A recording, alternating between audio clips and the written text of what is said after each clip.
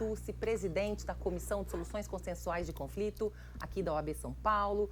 Aqui na nossa ESA, Escola Superior da Advocacia da OAB, sou também coordenadora do Núcleo de Solução e Prevenção Extrajudicial de Conflitos. E é uma alegria estar com vocês hoje, com essas brilhantes professoras, aplicadoras do direito, para tratar um tema muito importante que é prevenção e solução extrajudicial de litígios familiares. Vamos falar sobre o enfoque da convivência familiar.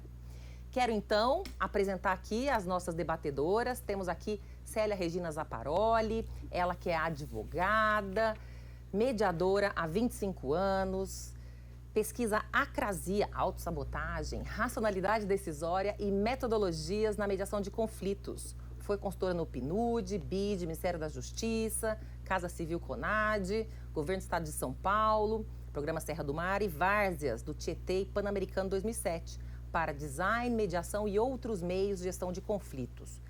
Docente e coordenadora de curso de formação em mediação e conciliação em diversas instituições, coordena tecnicamente o projeto Íntegra, mediação em violências e crimes de gênero e família, e a Câmara de Mediação AASP. É mediadora em conflitos familiares, trabalhistas e multiculturais, envolvendo o meio ambiente e indígenas do TRF da Terceira Região. Na primeira RAGE, né, que é justamente focada, né, a vara de resolução de arbitragem, né, e administração judicial, empresas de recuperação judicial, sócia da CAMI, Câmara de Arbitragem e Mediação Interdisciplinar e Empresarial, designer e coordenadora do Prêmio Conciliar Legal do CNJ, concedido à ASP na facilitação trabalhista pela liquidação Unimed Paulistana. Seja muito bem-vinda, Célia. A alegria estar com você hoje. Temos também a professora Elisa Cruz, que é doutora e mestra em Direito Civil pela UERJ, professora da FGV, Direito Rio, defensora pública no Rio de Janeiro. Obrigada, Elisa, por ter voado aqui, para estar conosco aqui em São Paulo. Temos, então, Mônica Gama, advogada, formada pelo Largo São Francisco, USP, pós-graduada em Direito de Família e Mediação de Conflitos, além de bacharel em Psicologia pela USP. Presidente da Comissão de Práticas Colaborativas da OAB São Paulo, diretora da Comissão de Mediação e Práticas Colaborativas do IBDFAM São Paulo e conselheira fundadora do Instituto Brasileiro de Práticas Colaborativas, IBPC. É membro do IASP, Instituto de Advogados de São Paulo, do Grupo de Estudos de Empresas Familiares da Fundação Getúlio Vargas, Direito GV, da Associação das Advogadas Estagiárias e Acadêmicas de Direito de São Paulo, ASAS, e da International Academy of Collaborative Professionals, IACP. Seja bem-vinda também, Mônica. Obrigada. E temos, então, Sandra Bayer, também se soma a nós, ela é advogada colaborativa, mediadora e professora universitária, doutora em Direito pela Faculdade de Direito da Universidade de São Paulo, onde se graduou, e também fez o mestrado, né? E também mestrado em Direito pela Università degli Studi di Roma, Tor Vergata, né? Que beleza! Atualmente é professora de ensino superior do Complexo Educacional das Faculdades Metropolitanas Unidas, FMU. Tem experiência aqui, especialmente com ênfase em Direito Civil, Mediação, Advocacia Colaborativa. É sócia fundadora do Instituto da COR, de Mediação de Conflitos, instrutora de Mediação Judicial, cadastrada perante o CNJ, Conselho Nacional de Justiça, mediadora também judicial cadastrada perante, Conselho Nacional de Justiça, e mediadora privada também. Sandra, muito bom tê-la conosco. Muito obrigada, Fernanda. Muito bem, meus caros, minhas caras. A proposta, então, é que a gente passeie por perguntas importantes para a gente trabalhar esse assunto da prevenção, que é um tema que nem sempre é muito trabalhado. A gente sempre pensa em resolver aquilo que já está consolidado, mas a gente vai começar a falar um pouco sobre prevenção de litígios relativos aqui à convivência familiar. Então, a nossa primeira pergunta, a ideia então é que essa pergunta passe por pelo menos 2 debatedoras. Se der tempo a gente vai ter mais, mas a gente separou aqui, em princípio, 8 perguntas para que a gente possa pensar juntos nas respostas.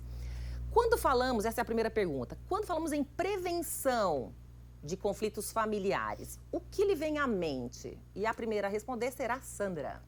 Oi!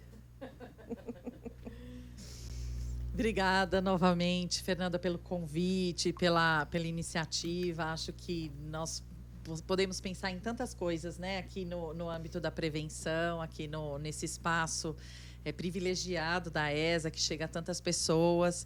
E cumprimento também as minhas outras colegas que estão aqui. E vai ser muito gostoso conversar com vocês. Bom, quando a gente pensa em prevenção de conflitos, né, na verdade, a primeira coisa que nos vem à mente é que os conflitos não podem ser prevenidos, tecnicamente falando, né? Somos seres sociais, vivemos em sociedade e, enquanto vivendo em sociedade, o conflito é inevitável. Então, isso é uma frase clássica, né? Não existe como viver em sociedade sem estar em conflito. Né? No sentido de ter a percepção, em algum momento, de que o que o outro quer não é exatamente o que você quer. E que os quereres de cada um não são compatíveis ao mesmo tempo. Então, essa possibilidade da existência de conflitos, ela é uma constante na nossa vida. Então, quando a gente fala em prevenção, acho que o mais interessante é a gente pensar na prevenção a reações violentas ou a reações em escalada para esse conflito. Né? Então, o conflito em si, ele não precisa ser evitado, ele é uma porta para mudanças e ele precisa ser, sim, bem manejado, bem trabalhado. Então, a ideia é não prevenirmos, evitarmos o conflito, mas evitarmos uma resposta ruim ao conflito. Nesse ponto de vista, quando a gente pensa em prevenção de conflitos familiares, a gente precisa pensar em ensinar as pessoas a dialogarem mais. Então, o diálogo como prevenção de conflito dentro das famílias é fundamental. E muitas coisas podem ser feitas antes de um conflito chegar nas portas do judiciário, chegarem a um escritório de advocacia. Seria possível, socialmente, muitas ações, muitas políticas públicas mesmo, né? que trabalhassem para os casais e para as famílias em geral, uma tomada de consciência do diálogo e da tolerância como uma forma de prevenção desses conflitos entre esses familiares. É claro que se esse conflito já chega na porta do escritório de advocacia, antes ainda de chegar no fórum, como é que a gente pode trabalhar, enquanto profissionais do direito, com esse conflito para que ele não escale ainda mais e para que a gente não tenha uma solução simplesmente reparadora ou remediadora de um estrago que já foi feito, causando danos a todos os indivíduos que compõem aquela família, sobretudo as crianças que têm ainda uma vulnerabilidade maior, né? Ou os idosos, porque a gente também hoje tem muitos conflitos familiares que tratam da relação dos familiares com os idosos. Então, para evitar que esses conflitos escalem ainda mais, também os profissionais de direito, quando o caso chega pela primeira vez a um profissional de direito, ele pode sim trabalhar de uma maneira a chamar as pessoas à responsabilidade de tratar daquele conflito de maneira pacífica, de maneira não danosa para os outros indivíduos, de maneira a construir um futuro possível para aquela família e não uma destruição em massa. Muito interessante. Quando eu pensei nessa pergunta, eu também fiquei pensando em conversas esclarecedoras, né? Muitas vezes a gente tem aí um cenário em que parece que existe um conflito, porque já existem posições muito marcadas, né? Então, o filho quer, por exemplo, conviver um tempo a mais com o pai não guardião, e a mãe parece que resiste, então parece que existe um antagonismo, mas talvez existam razões legítimas, né? Então, não pressupor, né, que existe aí um intuito de afastamento, mas esclarecer. Então, gostei de te ouvir, Sandra, falar dessa história do diálogo, né? Nem sempre é possível, eu concordo com você, nem sempre é possível a gente prescindir dessa conflituosidade, mas às vezes uma conversa esclarecedora pode ajudar bastante em relação aos caminhos do conflito, né? Célia, e você? Como é que você vê o tema? Bom, quero agradecer o convite aqui da nossa ESA, em que eu tenho o prazer de coordenar a mediação, né? O tema mediação, Bom, Fernanda e eu debatemos esse tema há muito tempo, né, Fernanda? Verdade. Há muito tempo a gente debate. Conflito é possível ser prevenido ou não? Eu não sei se o conflito concreto é possível ser prevenido, mas acredito que as ambiências conflitivas podem ser saneadas, né? Eu acredito que nós possamos ter um cuidado, né? Vamos pensar que também essa prevenção tem vários níveis, né? Por exemplo, nas relações, né? Eu fico pensando em alguns casos que me chegam em que as pessoas ficam debatendo o uso do celular, né? O uso de senhas, por exemplo. Será que o meu companheiro, a minha companheira, tem o direito de usar as senhas, as minhas senhas, ter acesso às minhas senhas? Será que a gente pactua algumas coisas, né? O quanto nas relações... O meu mestrado é na psicologia clínica e meu doutorado também, né? Então, a gente tem um cuidado nessas relações, em pensar essas relações até de uma forma preventiva. E, dentro disso, a gente para muito, há pesquisas nesse sentido, pensando, as pessoas conversam a respeito e pactuam as suas relações. E, de repente, elas se encontram em muitas situações que elas poderiam ter pactuado antes. Então, acho que a primeira coisa é essa que a gente precisa ter em mente. O que eu pactuei com o meu companheiro, com a minha companheira, quanto à nossa relação, né? E começa do simples fato, nós vamos querer ter filhos ou não? Né? Quantas vezes as pessoas não conversam a respeito do que elas querem naquela relação, né? Porque elas estão juntas numa relação, mas quais são os patamares, os parâmetros dessa relação? Muitas vezes, então, eu acho que o primeiro ponto, né, a gente pensar na relação, o quanto ela é pactuada ou não.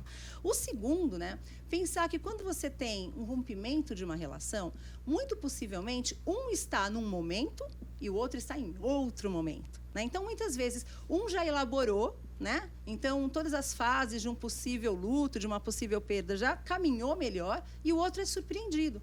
E na hora que é surpreendido, a que se apega? Se apega ao que é concreto, né? O filho é meu, o patrimônio é meu, né? E aí acirra o conflito. Pensar também que nas situações de luto, a escuta reduz, né? E tanto o outro não escuta, né?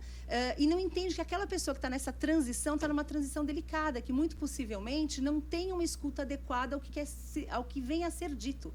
É a mesma coisa para o advogado, a advogada, né? A advocacia vai lá atuar num caso concreto e, de repente, percebe que, eu estou falando uma vez, estou falando que não dá, e aquele cliente não escuta, aquela cliente não escuta. Porque é natural que em transições profundas, transições psicossociais profundas, as pessoas tenham uma escuta reduzida, né? E o novo, né? Também pensar que toda transição leva a um novo que, muito possivelmente, eu prefiro ficar com o velho, que eu sei como lidar, do que com o novo, que eu não sei o que vai acontecer, né? Então, as expectativas do futuro e do novo, né? Então, voltando um pouco, né, pensando, conflito é possível ser prevenido? Talvez no caso concreto não, mas eu posso ter uma série de aspectos e de cuidados que eu tome para que as relações sejam mais profícuas, que a gente tenha uma escuta melhor, a escuta que a Sandra falou agora há pouco aqui, que seja mais profunda, e o profissional entender que a pessoa que está numa transição tem o luto presente, né?